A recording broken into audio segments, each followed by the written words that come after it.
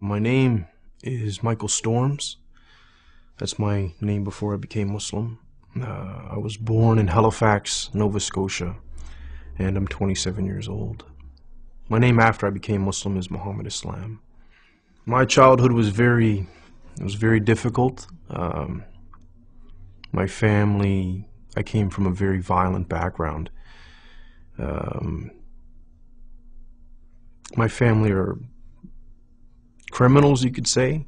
Uh, Very bad people. So that was my upbringing. Crime and violence, drugs, things like this. I don't know my father. My father left when I was 2. My mother deported him back to the States. And it was me and my 2 sisters with my mother. And then there's my uncles and my cousins, and they're kind of like always living where we were living. And it's a really tight-knit family, right? With relation to bad stuff. I thought the world was a very negative place because of my family, and like you were saying, because of the environment. I didn't see too many positives. So, and you could also say that my family kind of restricted my access to other things. They wanted me to do things with them. So it reinforced that there's nothing good going on, right? When I was younger, I felt afraid, but then when I grew up a little bit, it became pretty normal. And so the people in my family I wasn't afraid of anymore. I was part of the team. But initially, yeah, because when you're young, you're pure, right? And to be bombarded with a lot of bad things makes you uneasy. Like any hardship, you get accustomed to it, though, right?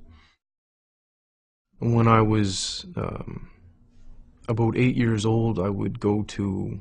This was very, very rare. This is when before I started doing other things for money.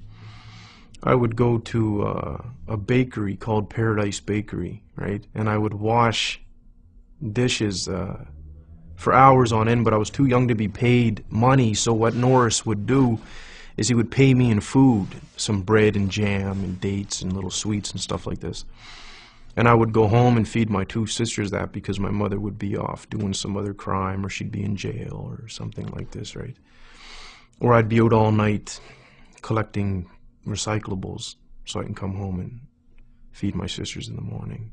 When you see that you haven't eaten for a couple days, and there's nothing, so you have to try to do something to feed yourself and feed your family, right?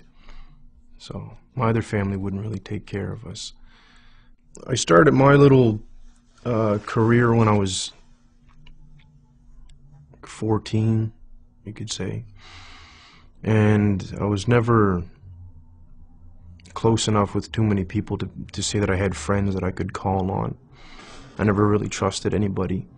And school wasn't for me. I never finished school. I didn't have time for it. It didn't appeal as much as what I was doing appealed at the time. I would rob, uh, steal a lot of things, and assault people, things like that. I was never alone, but I felt lonely, right?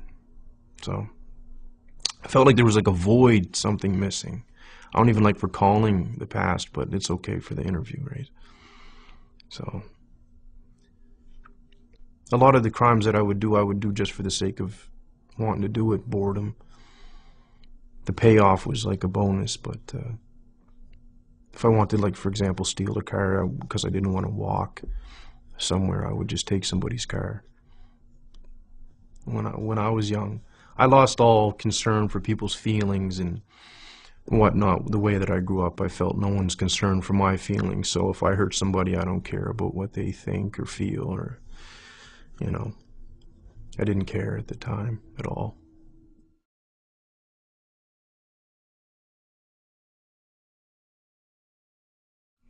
I was in my cell. It was towards the end of my sentence. I was just about to get out, and I didn't want to. I wanted to do something else. I didn't want to continue being bad, you could say. And so the way that I started to ask questions when I was by myself was along the lines of, I don't know if there's a God or if you exist, or I could be talking to myself for all I know. I don't know why I'm alive. Things like this. But if there's a reason why I'm alive, or if I'm not talking to myself and there is a real creator, as people would call it, can you show me why I'm alive? And then I would just talk and say, for example, I stressed the point that I needed it to be shown to me because I didn't trust anybody, let alone somebody telling me about God, right? I had a brother named Ahmed talk to me about Islam initially, but again, he told me, so I didn't believe him. And he would mention things like heaven and hell, and I didn't believe what he was saying until I had a dream of both the places. And even then I was being resistant. I was, I was like, maybe that was a fluke and this and that, right? I had a dream of the Prophet Muhammad, peace be upon him.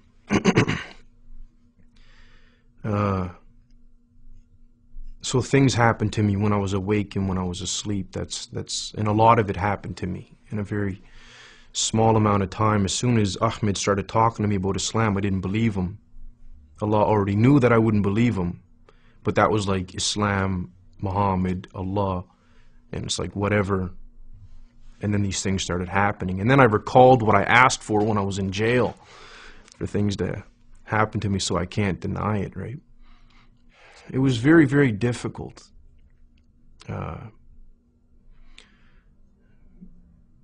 Doing what somebody else wanted you to do. It was so difficult for me, right? Even God.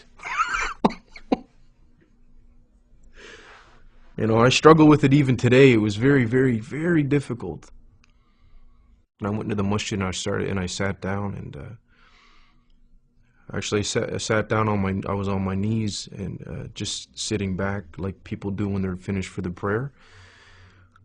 And I just started crying, right? And I was crying and crying and crying and crying and crying and drooling. I couldn't control myself, right? So it was like 20 years of betrayal and stress, violence and anger and all these things built up, and then it's like Allah allowed me to just get rid of it all. And I cried for a very, very, very, very, very long time, right? And I couldn't move, right? I was just crying. And then I remember saying at the end of it, all right, I'll try to do, what you want me to do. I am most pleased that I pray. Yeah, it's important, very, very important. A feeling of safety from Allah and from His punishment, you could say. That's what I get out of it, like a calmness and that I'm all right for right now until the next prayer comes in or until tomorrow. My future, I see it as positive in the dunya because it's going to be controlled and very simple and that's why, that's my positive future here. Very simple lifestyle, that's positive. Don't hurt nobody. Don't get hurt. Inshallah, if I get forgiven in the next life, that's what makes me feel really positive, right? If I get forgiven, it'll be great, inshallah. La ilaha illallah, la ilaha illallah, la ilaha illallah, la ilaha illallah, la ilaha illallah, ya Rabbi khudh biyadi. La ilaha illallah, la ilaha illallah.